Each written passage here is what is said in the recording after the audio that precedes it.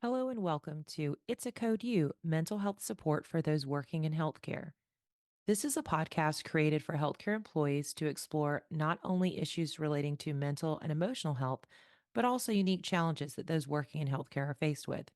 Your hosts are Adina Tucker, a licensed clinical social worker with Dartmouth Health, and Jennifer Hinsey, an MSW also with Dartmouth Health.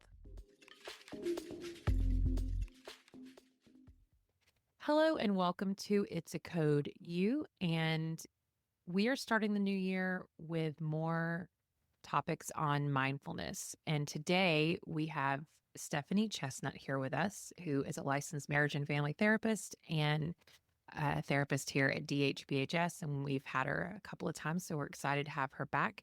And she is going to talk to us about guided meditation. I know I've not used it a ton because I don't like a lot of the voices, but Stephanie has a very nice voice, and I actually really like the guided meditations that she's made herself. So we are going to actually talk about it, learn about what it can do for you, how does it work, and then also play one. And then Jennifer and I will give you our reactions to what our experience was like. So I'll let Jennifer kick us off.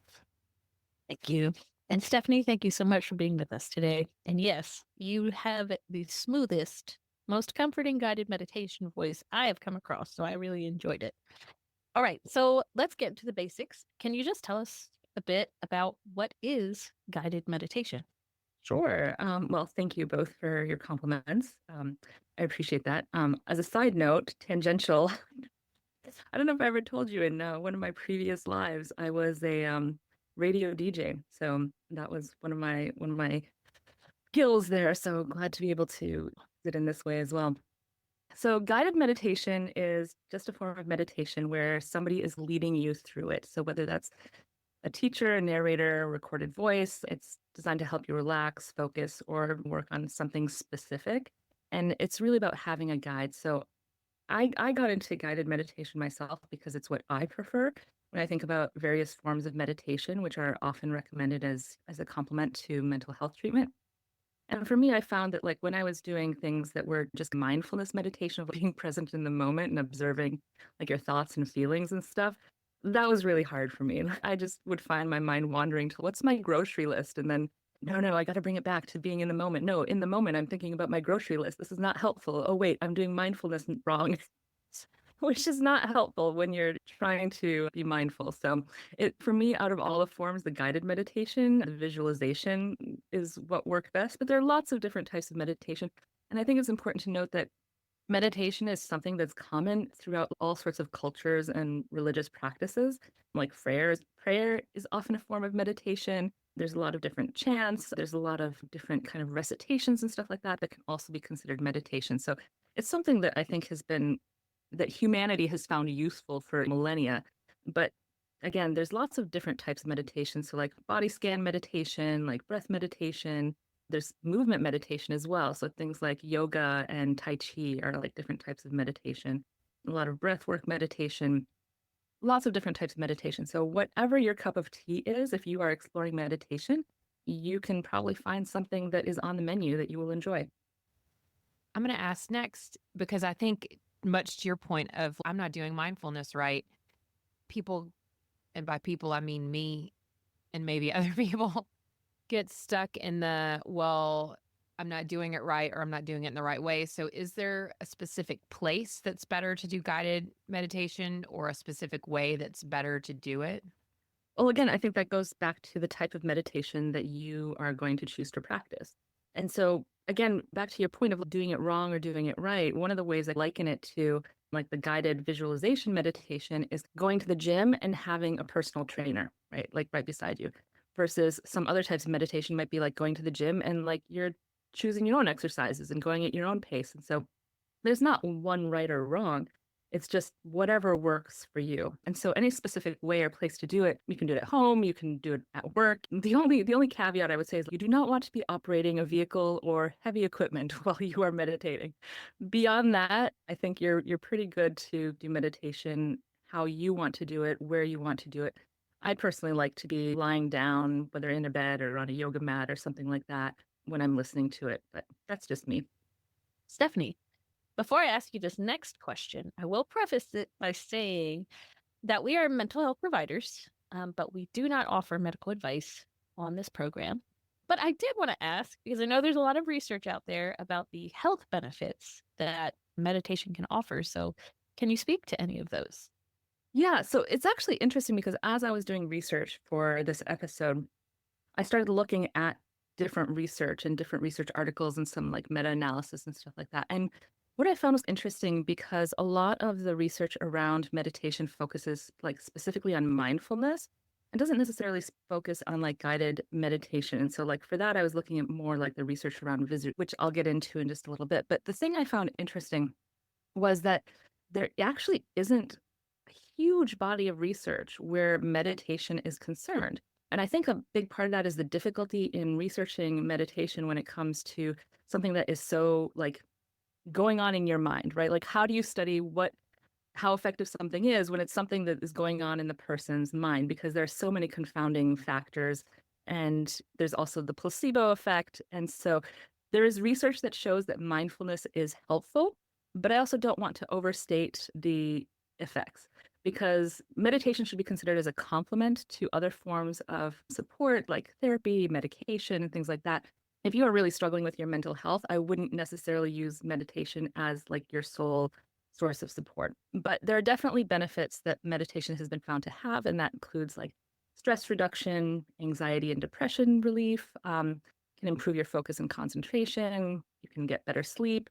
There's even some physical health benefits that have been found, like reduced blood pressure. It can also help reduce the perception of pain by helping individuals shift their focus and manage their discomfort and just overall well-being. There's one particular study that I found really interesting. Let me pull it up here. It was a 2018 clinical trial funded by the Department of Defense, and it showed that meditation was as effective as prolonged exposure therapy at reducing PTS symptoms and depression in veterans who had experienced combat.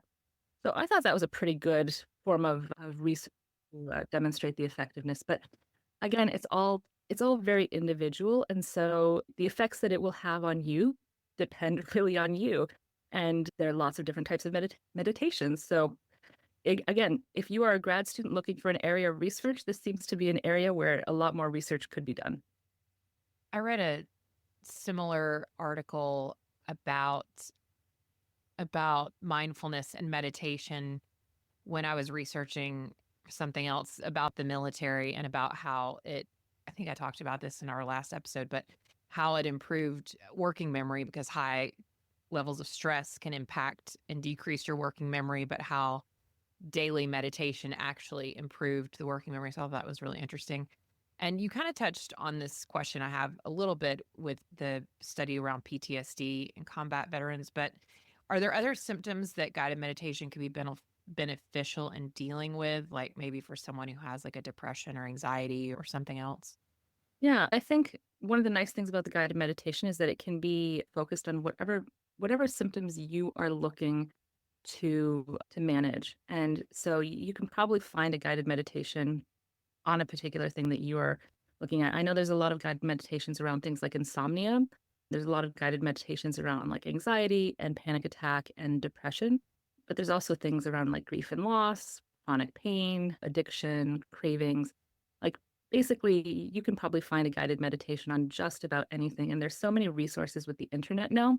And there's so many different apps like Calm and Headspace. And I know a lot of employers are offering oftentimes subscriptions to those types of apps or even offering their own versions on their websites, which we are going to be doing soon as well. There's a lot of different things that it can tackle. Some folks may encounter some discomfort or doubt even about engaging in mindfulness meditation. How might you address those concerns to folks who might have some hesitancy about even giving it a try? Well, first of all, I just want to validate that concern. I think not everything is for everybody, just in the same way that some people are like making the pros and cons about medications. People are making pros and cons about all sorts of things that are beneficial to them and weighing that. So that's totally, totally valid and totally normal. I guess I would just want to approach it with empathy and non-judgment and just ask where they're coming from, and maybe addressing common misconceptions, like many people think like meditation requires clearing your mind completely or sitting still for hours. That's not the case. Again, there's many different types of meditation. It's about finding what works for you. And it's also okay if you try meditation and it doesn't work for you. In going back to the research studies have found like there's not really too many downsides to meditation. Like it's not something that's a practice that's going to be very harmful. The caveat I would say is that if you have patients who are prone to dissociation, meditation has been shown to perhaps exacerbate this, or students, or not students, excuse me, if you have patients prone to depersonalization, similarly. But the research that I saw said that it was mostly around people who are doing like really extensive, long, day-long meditation type of retreats. And so the type of guided meditation that I'm talking about, I have not found anything to say this is potentially harmful in any way. So it's one of those things where it's give it a try. If you don't like it, that's totally fine. If you do, great. It's one more tool in your toolbox. And that's the way I would approach it. Is just this is just one more tool that might work for you. Not all tools work for everybody. You can also encourage people to start with baby steps. Like you're not required to meditate for an hour, right? You can start with 5 minutes, or the meditation that you and Adina have been doing in preparation for this episode was just a 5-minute meditation.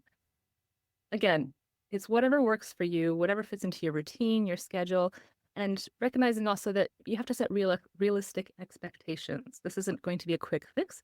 This is something that is a skill that you're training. You're training your brain like you'd train a muscle, and over time it gets easier and more effective. And so you don't have anything to lose by trying it out for a few minutes. If it doesn't work for you, that's okay, but you might be surprised and maybe it will. That's a great way to describe it. Training a muscle. That's great. Would you mind defining just disassociation and depersonalization just for anyone listening who maybe has never heard that or isn't sure what it means? So dissociation is a kind of a broad term that refers to a disconnection between like your thoughts, memories, and surroundings and feelings. People often describe it as feeling like really detached from yourself, being detached from your environment. And so oftentimes it can be a response to trauma.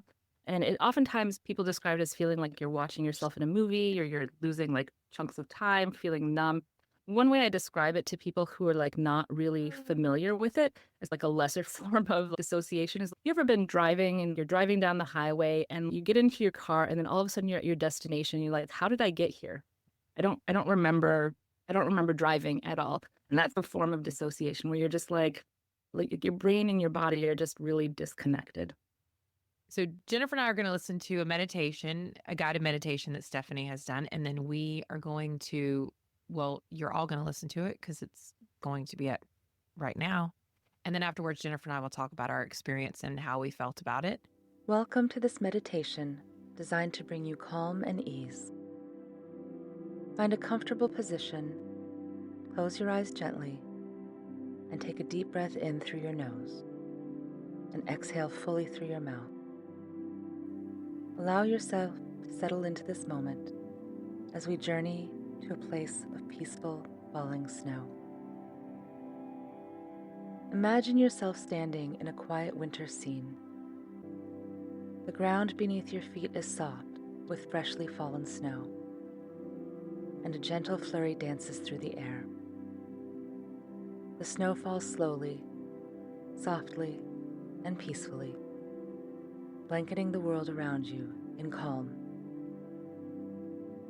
With each breath, feel yourself becoming more grounded, as if the snow around you is insulating you from all worry and tension. Notice the crisp, cool air as you breathe in deeply through your nose. The stillness surrounds you, inviting you to let go of any heavy thoughts, just like snowflakes melting away in the warmth of your breath. Shift your focus to your body. Picture the snowflakes falling gently onto your shoulders, your arms, and your head. With each flake, imagine your body releasing tension and absorbing calm. As the snow covers the landscape, it smooths over the rough edges and quiets the world. Imagine this snow doing the same for you, softening tightness in your muscles, quieting racing thoughts, and creating a serene stillness within you. Bring your attention to your breath. Picture each inhale as if you're breathing in the pure, fresh energy of the snow around you, cool and revitalizing. On each exhale, imagine your worries and fears being carried away like a puff of warm air in the cold. Inhale deeply, feeling the freshness of the snow. Hold and let the stillness settle. And exhale, watching your worries drift away like snowflakes melting in the sun. Repeat this rhythm, feeling lighter with each exhale, as if the snow is creating a protective cocoon of peace around you. Take a moment to bask in this peaceful snowy scene. The falling snow continues to quiet the world, leaving you feeling calm, safe, and refreshed. Repeat to yourself silently, I am still, I am safe, I am calm. When you're ready, imagine the snow melting gently, revealing fresh ground beneath you. Slowly wiggle your fingers and toes, bringing yourself back to the present moment. Take one last deep breath in and exhale fully, carrying this serene stillness with you into the rest of your day. When you're ready, gently open your eyes. Well, first off, I would like to say that it was a very enjoyable experience. In fact, not that I went into it thinking that it wouldn't be pleasant or beneficial, but I actually enjoyed it, and I think I felt a lot less stressed out, a lot less tension afterwards, well, during and then immediately afterwards. So that was I was surprised at the effectiveness of even just having a few minutes of doing it. I don't want to take all the time on this and give you and Adina an opportunity to share too. But I thought it was also really nice, the language in it to help visualize what was taking place, the snow, and just how that really encaptured all my senses. Because it really helped me get into the moment and actually really feel like I was standing in the midst of some cool, snowy, peaceful scene. So that was really, really nice. Yeah. Yeah, I agree. I think the language you used really helped me to visualize, which helped me stay out of the what do I need to get at the grocery store mind drifting or whatever.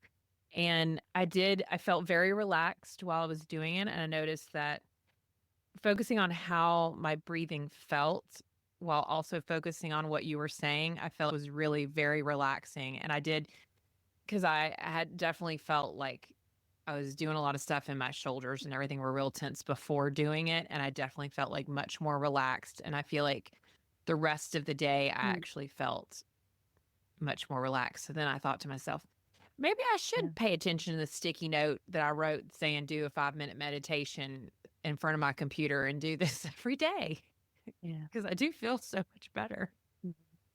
Adina, I don't know if you mentioned the breathing aspect. I don't know if this was similar for you, but on that, during the meditation, I realized like how shallow my breathing was, and it really made me take like a deeper, slower breath. So that was just something that kind of stuck afterwards too, to maybe be a little bit more mindful that breathing deeply is probably better for me and my nervous system throughout the rest of the day. I agree. I thought the same thing because I was like, wow, it feels like such a feat to take such a deep breath. How shallow am I breathing all the time that this feels so relaxing, but also almost cleansing, like I've gotten something out. Yeah. Okay. Well, I was just going to talk about the background music as well. Very light. It wasn't overpowering. I don't know if most guided meditations feature that, but I will definitely be seeking out ones that do, because I think it just helped me get more into the zone. And also maybe even to have a focal point for my brain to also then listen to, right, the guided portion of it. That was really, really pleasant part of it. So I feel like if I were to do it again, I would probably lay down. I was sitting just like trying to sit relaxed, my feet on the ground or close my eyes. But I feel like I would probably lay down and close my eyes. But I did really like having the visual of the snow because before when I've done, there's some ones on YouTube that are just like loops of like waves crashing on the shore and like focusing on that visualization, I feel is really helpful. So I really liked, especially with Stephanie describing like a snowy scene and being in it and then being able to look at it almost like I was looking out the window at snow. I feel like that kind of put me all in there. Yeah. Well, you just brought up the looking out the window and seeing snow. And so I know for you and I, Adina, today we are actually having some snow. And I was curious, right, if I wondered if there's any benefit to doing a guided meditation that maybe also somehow matches your natural environment, or like somehow you could also personally connect to. And if maybe that has the effect of, I don't know, maybe any even deeper experience, right? Because it's one thing like to be maybe on a 90-degree hot summer day and trying to do a snow meditation. I'm sure there's benefits, right? And of course, but to also just have that's just also taking place in the moment while you're also doing this in the moment. Anyway, maybe that's a little too meta, but I was just kind of thinking about that, right? The snow, and then here it is paralleled in the real life too, right? So Yeah, no, I thought about that yesterday after I did it because I was like, so for anybody not listening who's going to be shocked by this, that I live in the South. And so we're getting snow, and that rarely happens. And so I thought to myself, I could bundle up and I could go sit outside and it'll be cold and I can hear the snow crunching. And then I could listen to it outside while I'm sitting like on my back deck or something. And I bet that would be like a really immersive experience because I'll be able to feel the cold and all that. Yeah, when I record the meditations that I've been doing, I really have been tailoring them again for myself. And so tailoring them to the season that I'm in. So one of the other things I like doing is like using metaphors like within nature and stuff like that. So when I have one that's coming out that's going to be about, achieving your goals and keeping your focus on a goal. It's like, then that metaphor of getting to the top of a mountain. So like in that guided meditation, we're going to be going on a hike, right? We're going to visualize a hike and getting to the top of that mountain, reaching that goal, right?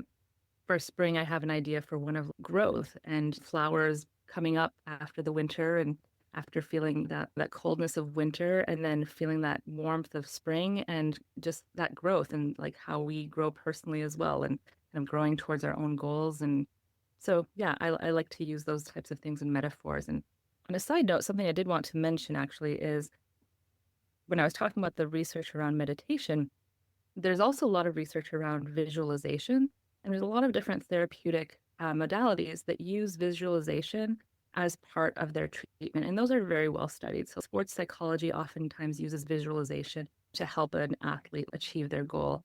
EMDR uses visualization to help a patient find their safe space. CBT uses visualization to help students envision different outcomes. So it's a very well researched tool in that regard. And so this is just putting those visualizations into a meditative format. Do we have any final thoughts? Where people can find other things. On the App Store, for whatever service you're using, there are lots of different apps such as Calm and Headspace, I think it's called. There's also lots of free meditations like on Spotify, on Audible. And one of the places where I got meditations way back before the internet was a thing, like, 1999. I mean, I know that existed, but it wasn't the same, was my local library. They had CDs on meditations. And so that's where I got some.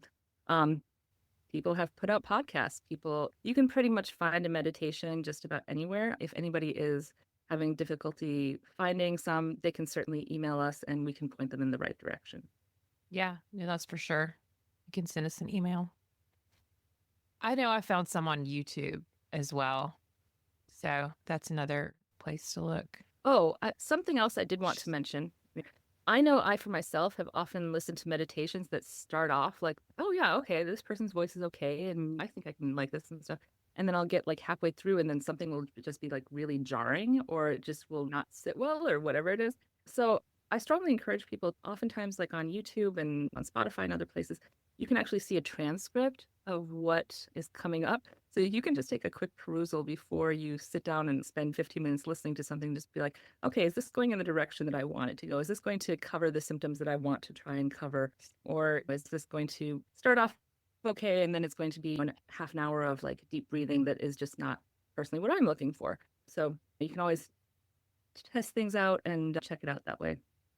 That's a good tip because I've also had that experience where I think I had like a free year membership through my credit card or something for Calm. And so I was like, oh, great, I'm going to start meditating.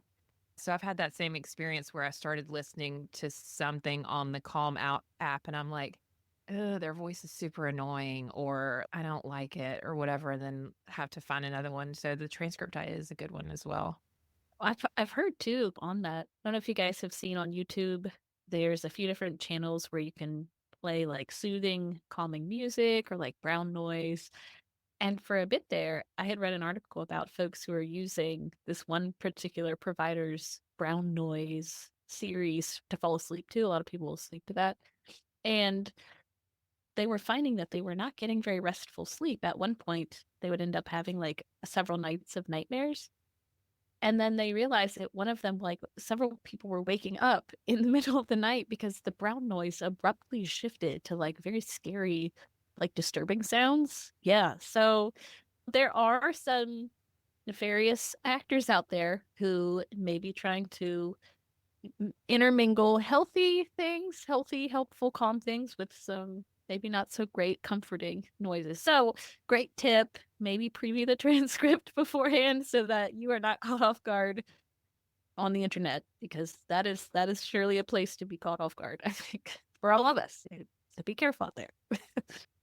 That's so interesting. That to fall asleep, because I used to listen to an ocean. It was like 11 hours of an ocean. It was just the same sound.